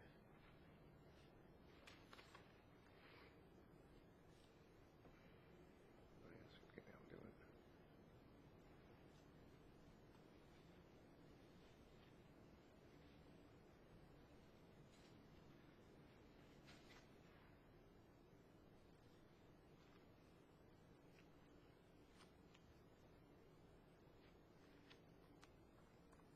So this is going to 10% instead of 5 for commercial real estate? Yes. Okay, 35 for fixed income. Correct. That's And then broader focus for, and those are just the target numbers. The range for the real estate was increased, but it stayed the same for the fixed income. So What page are you on?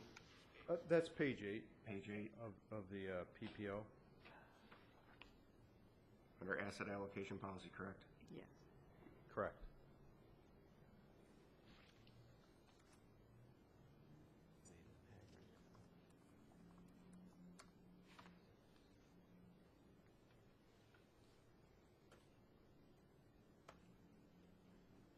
Okay, so it's just memorializing the so changes. for U.S. equities, we're just being more general in our language there, as far as manager role, active or passive?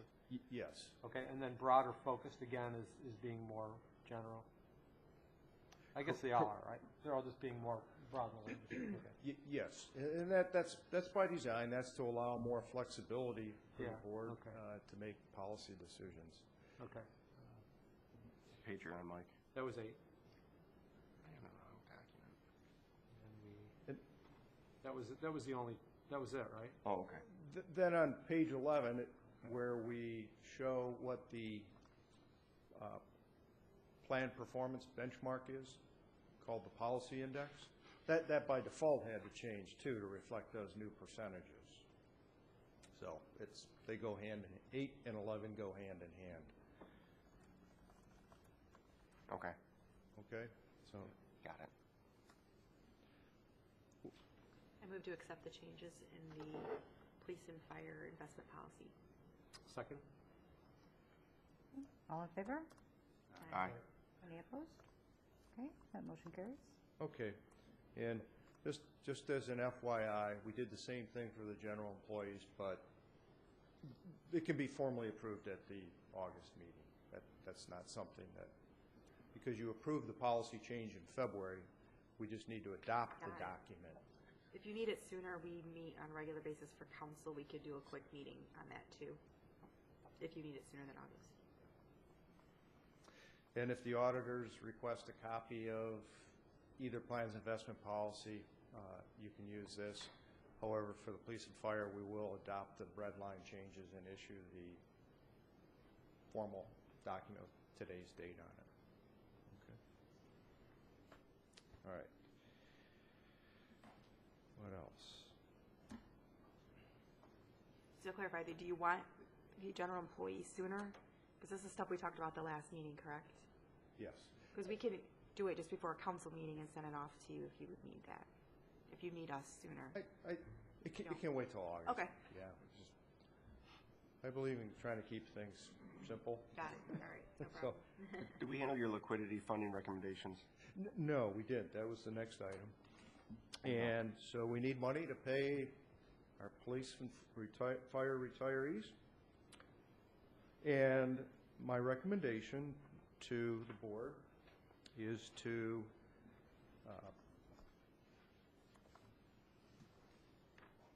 transfer $650,000 for third quarter 2016 benefit payments from the Loomis Sales Intermediate Core Plus Bond Fund. That bond fund is currently over-allocated $720,000. So it's take care of some rebalancing and have money for benefit payments. All right, is there a motion to accept that, that we move $650,000 third quarter? I'll move. All right, Core Plus. And support for that? I'll move. Yep. Second? Second. All in favor? Aye. Any opposed? Okay, that motion carries. Okay. Then I would respectfully ask the Police and Fire Board to also approve the assignment of Asset Strategies service and fee agreement to the Bogdan Group effective July 1st. When does our contract end with you? There is no end date. But more importantly, or equally important, the board always has a 30-day and out clause. So what's going to change? Maybe the name on the report, literally, come August. But as far as the board's concerned, as long as you'll have me, I'll continue to be your advisor. I will retain, this is also important, I think it's important, I retain consulting discretion. So I'm not going to be bringing you somebody else's investment policies and platform or anything like that. I'm going to maintain the ability to customize my advice to your needs and concerns. So that would be the only other thing that could change, which is not. Council, do you have any input on this? Yeah, and I mentioned this to George yesterday. The only other thing that needs to occur as well is we need an acceptance and an assumption agreement by Bogdan, right? You're accepting George's assignment of his contract to Bogdan, but we want Bogdan to just acknowledge, yep, we're assuming all responsibility under that agreement, and George is going to follow up with that and make sure that we get that. But otherwise, the terms of your agreement have not changed. As George has indicated, it's the name and the back of the house that will change. So we don't need to make a motion other than accept? You do need to make a motion to approve the assignment of your agreement to Bogdan. Okay. All right. Is there a motion to approve the assignment to Bogdan? So moved. So moved, all right. All right. Okay, all in favor? Aye. Any opposed? Okay. And then that should be signed by the board chair. Got it. Right. Thank you.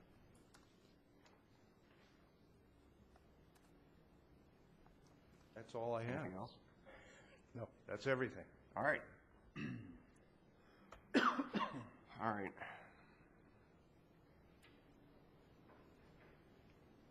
We're ready for your presentation, sir. I'll try to make it quick. I think I spoke about earlier. Your actuarial stuff is so vitally important, and I did draft up those loans. Oh, thank you. Was it just me, or was that kind of hard to follow at some points? What's that? The actuarial report, was that sort of hard to follow? Yes, and with all due respect to Heidi, I think actuaries sometimes are really great with numbers, but they forget that, this is not a world you live in every day, and that some of the terms they throw out don't make a lot of sense. And so sometimes I think it's helpful just to go back to some of the core basics and make sure we're using the same terminology and have the same understanding. And some of them are better at doing that, and others, struggle a little bit. But Miss Larry Langer. He was very funny. Larry and I are great friends, and I think very highly of him. But just a couple of things. First is HB 5438. Obviously, a concern across the state. I will tell you, MAPERS is an organization through their lobbyist is taking a very aggressive role on this. It's an issue that really should be addressed on a more local level. Representative Somerville is, very concerned about what he calls spiking of final average compensation, thereby resulting in a hit to a lot of local systems. We have a couple of concerns with this. One, frankly, the legislation is probably 10 years too late, meaning this was a bigger issue a decade ago, but most communities have addressed it. They've put caps on the amount of overtime, or they've put caps on accumulated sick and vacation banks, those sort of things. But the reality of it is a pension is based upon three factors: final average comp, multiplier, and your years of service. You can move those around in many different ways and manipulate them in many different ways to end up with the net result of a pension of $30,000, $50,000, $80,000. Most communities have established plans that provide for a retirement benefit that they feel is representative of a certain number of years of service. I don't think Lansing should be interfering in that. One of the other big concerns we have with this legislation, in its pure simplest of forms, is that it would probably result in an early out for a lot of systems, which would add to the liabilities of systems. Meaning, if I'm sitting there and I've got some overtime, or there's certain things that go into my final average comp, and this legislation gets enacted, well, then I've basically got a window, if I'm not subject to a collective bargaining agreement, that I need to retire by the end of this calendar year. So you're going to have an exodus of people leaving. It'll be a lot like happened with the healthcare, in that people will leave, and then the employer will realize they need them back, and they'll bring them back on independent contractor status, and now we've just added liabilities to systems and communities. Representative Somerville has indicated a willingness to meet with us. Our recommendations, start first and foremost of this bill should die in committee. But absent that, the focus should be more on just making sure the public is aware of how the pension benefits are calculated and what's included, and let the local people take care of their local pensions, which is how it should be addressed. So, at this point, it's been referred to committee. It has not been scheduled for hearing.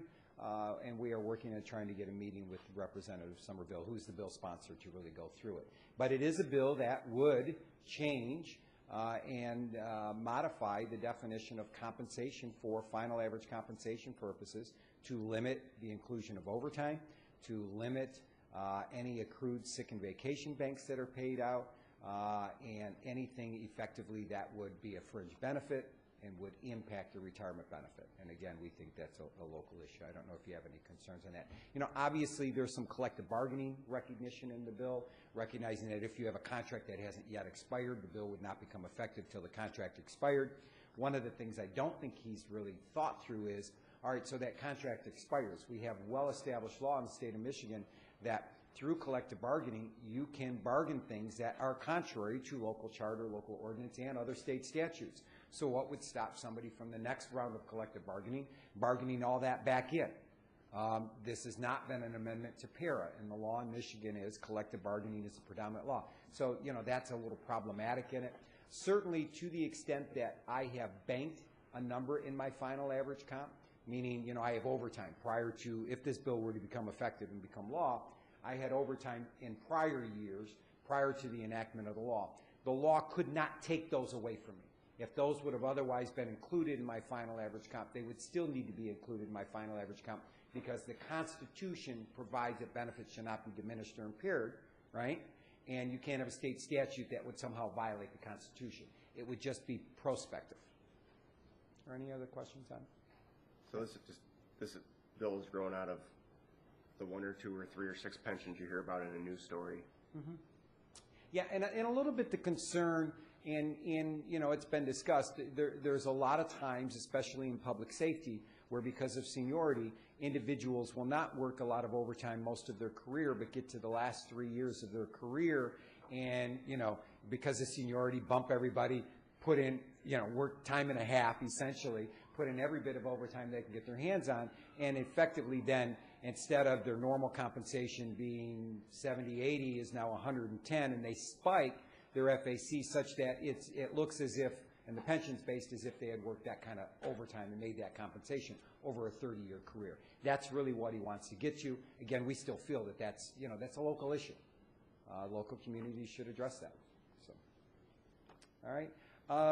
I do note, I mentioned the assumption. The only other item I had for the board is I received a copy of an email dealing with some estimate questions and things of that nature, and I don't know if the board was going to discuss that today at all, but certainly the providing of estimates to members and how often and how frequently. Some boards do ultimately, there are some systems where the members request estimates every 6 months, and there have been instances where systems have been buried by requests for estimates from members, and they don't really change that often. So in those instances, some boards will adopt a policy setting forth a schedule. You can, within a year of retirement, you can get one estimate, and then, once you're eligible for retirement, you can get another one, maybe once a year or every 2 years, things of that nature. You get them as often as you want if you're willing to pay the additional cost, but obviously the actuaries pay a cost for that. I don't believe you have software that's been purchased from Gabriel Road or any actuary company that allows you to really do those estimates in-house. But they are just estimates, and frankly, there are spreadsheets that can be provided to members as well where they can actually kind of do some of their own estimates and tables. And so I know that, if you've not addressed that in the past, and that is an issue for members being able to get that, we can assist you in coming up with either a policy on how often and how frequently and who performs the estimates for members, but also some language and some steps and guidelines so that the members effectively sometimes can do their own estimates. They know their compensation, they know their W-2 wages and things of that nature to assist them through that process. I think we have a couple members here with that concern. The fire department has several members that can leave, retire immediately or whatever. They're eligible to retire. I was told by a few members that they've asked for their numbers, they call it numbers estimates, back in the fall of 15 and haven't gotten a response yet. So there's a concern. I don't know if it's a communication issue or a misunderstanding or what, but no one's, Gary over here and Larry haven't gotten their numbers when they requested them. They're both eligible to get them. They're over the age of 50, and there's 5 or 6 other guys that have asked for their numbers back in the fall and haven't gotten anything. Right. We're just looking to resolve that because guys are really starting to look at retiring. I think the key is to identify who is the person who does the calculations of retirement benefits. I don't know if the board has ever, formally adopted retirement procedures and policies that really set forth and designate, here's the process. And that's sometimes helpful for a board. You meet once a quarter, there's a lot that goes on, but you're not involved on a day-to-day basis. But yet, ultimately, you have the fiduciary responsibility to make sure that the benefits are calculated and calculated appropriately. And so in being able to delegate that authority or responsibility, perhaps looking at service retirement procedures that would spell that out. That doesn't solve the immediate need. That needs to be addressed immediately, but certainly in time. I come before boards sometimes and I talk about adopting policies and procedures, and it sounds like I'm saying, hey, we could use some more work, and we'll do, it's not for us. We've got plenty of work, but you should have in place the process and the procedures of how retirements were to occur and should occur and who's responsible for doing what. But I think identifying as a board who at the city level is responsible for collecting the payroll data, calculating, a final average comp. And in many instances, while that number may change, a year from now or 2 years when I go to retire, once I've collected the data for all the prior years, it's just a matter of then updating that data. And so it's not wasted effort per se that, wow, somebody's come in, I have to do an estimate and it's got no value. There's a lot of value to that. And the members need to know. You can't make an informed decision as to whether or not now is the time to retire if you don't have an estimate of what those numbers look like. Right. Yeah. Manager Lynch, do you have any information that would I can talk to Marnie, and we can come back with a policy. I do know that they've had some issues with, on a very regular occasion, wanting numbers. So we'll have to look at a policy on that for sure. I was unaware that people weren't getting their numbers, so I'm a little disappointed that they didn't come to the city manager to ask for that information, or that wasn't happening. So remember that. Mr. Casey? Yes, I hope you recall when I was on the board a couple of years ago, we had an issue where myself and another member couldn't get our numbers for quite some time, over 6 months. And at that time, we did address it, and we made the changes, the board approved that. If you're eligible to retire, you can get new numbers once a year, and the procedure will be requested through the city clerk, the secretary, or the board, and then the numbers will be collected, your two best year information will be collected and sent off to Gabriel Road and Smith and back, and that process should be completed within 2 weeks. Gabriel Road was here, everyone agreed to it, we voted it in. So I guess I'm first and foremost, you should have come to some, if that hasn't happened, you know where my office is, so we could figure out what's going on. So this is the first I've heard that this is an issue, to be honest. Sir, Gary? My name is Gary, and I'm a firefighter here in Birmingham, a member of the system. Just to kind of, and I'll make it brief, but to give you a timeline and where there's going to be maybe a communication issue, which we bring up in the audience. But when I first realized in my situation that I needed my numbers, I, contacted Mr. Casey, who was retired at that point, and said, what's the thing? Just check the charter. He goes, however, here's the process. So on March 15th of 2015, I contacted the city clerk, who was identified as the administrator of the board, and Mrs. Raptor was very pleasant, very nice. She was very forthright and said, I'm new at this. I just got into the job. I will talk to the appropriate people and talk to and find out what is and we can get you those numbers. And we had a little bit back and forth, and it was all very pleasant. And then when I asked about it again, I approached our bench board representative, Mr. Shea, about it, and I sent was suggested that I send a letter to the HR director with the CC to the benefits coordinator. And the first round of emails had no response, and that was in November. I talked to Jack about that again, and I sent a second response, to which then I got direct questions sent to the HR director. And when and the response I finally did get back, which was in December, was that items that were subpoenaed, were provided, we're not providing anything else, which actually did not answer the question that I had asked. So then I brought it back to Jack. Jack had communication that I can't speak to either, and that's where I'm at this moment. I believe there was more to it than that, so we'll have to look into that. Okay. We'll make sure that we do. That's all I had for the board today, unless there's any questions. I do note that the minutes are next on there, and just as a small typo, I was at the last meeting, and the minutes reflect Tom was here. Michaud, he's got a conflict, and so you'll see me on a more regular basis unless you have strong objection, and then I'll have to tell that to Tom. But I just, for purposes of the minutes, we should probably correct it. It was my appearance and not him at the last We can make do with you, I guess. What's that? We can make do with you, I guess. Okay, I appreciate it. In regards to the fire and your questions from people currently employed, we're a pension board.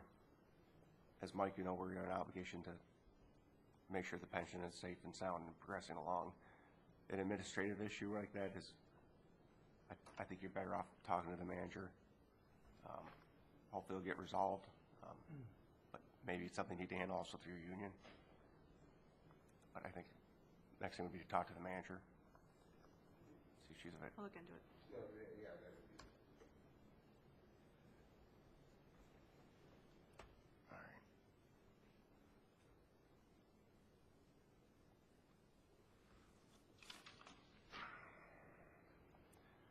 Besides the minutes, we have this information, that's it?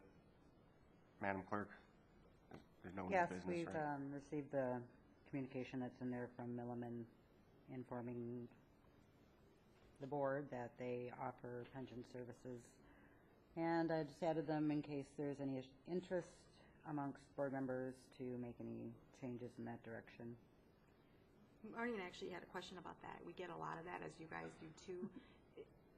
Should we just at least put it on the agenda to have discussion, or how do you guys want to, we get them all the time. So. Yeah. That'd be quite What we've basically done, what he we've wants to usually do with them. decided whether we're in the market for looking for different services. So because this happens Right. constantly. So I don't think that these,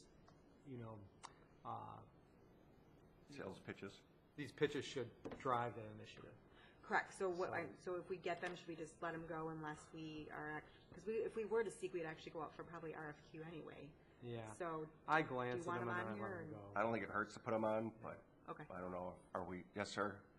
Are we negligent if we don't? Well, no, you're not negligent. I don't recommend you put them on there because sometimes on the agenda itself, because sometimes it gives the impression that You're that's adding in what's up. some- Service providers will be crazier, then you'll get lots more. Because, they're looking at actuals, Okay. and now every other actuary sends you in something. But what sometimes works for some systems that I think I would recommend is that correspondence comes in, it goes in a folder, correspondence folder, and at the start of the meeting, it just can get passed down, everyone can kind of look through it, so that, there's not correspondence that the trustees don't get to see. Okay. But it just goes in a correspondence folder, and it just gets passed down the table through the meeting, and you get a chance to look through it. This is the correspondence that came in. If there's nothing of interest to a trustee, it gets passed down, and then ultimately, But if it's that way, a trustee, if there is correspondence that you might have been interested in, had you been made aware of it, because there is a lot of it that comes in, then at least, you had a chance to look. Right, I don't mean on the agenda, but just maybe Not on the attach it, an information only. Sure, we can do that. We just were unclear of how we should handle that, so it sounds like good. Do we need a new actuary, George, in your opinion? We'll see what their recommendations are. Right. Yeah, see what if they don't like the numbers. Yeah. And don't, We are yeah, well-funded, so. Don't be, there's a difference between good actuarial services and bad presentation, and I don't say bad, but Right. presentation that's not coherent, so, or not coherent to us lay people, so that, don't mistake that for, if the presentation isn't great, that the services aren't great, that's something that we, have to look at, as a separate entity, so. All right, with that correction in the minutes, can we still approve, or do we need to make that correction first? No, I'll just make the correction after the approve. All right, and is there a motion to accept the minutes from the, at least for police and fire, the pension board meeting on February 10, 2016? Motion. Is there support? Support. Okay, all in favor? Aye. Any opposed? Okay, motion carries. Is there any new business for the board? I do have a request, if it's something that we could do. Would it be possible, I don't care what week it is, to move these from Wednesdays to Thursdays in the mornings? Makes no difference to me. Mike, is that a problem for you? No. Thursdays, okay. Can we move the, is that all right with you, clerk? Of course, I know you're glad to do it.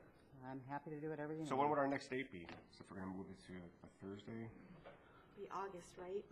Yep, so I believe the next one's August 10th, as scheduled. So that would be August 11th. And then each Thursday quarterly thereafter. All right. We'll sound on a new calendar. Thank you, I appreciate that. Certainly. Any other new business? Sir? Maddox? I just had a question. As far as the 2-week window, is that something we are going to look to accommodate? I'll review.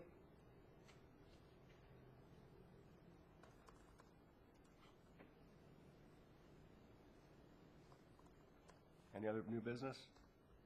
All right, the meeting's adjourned. Thank you.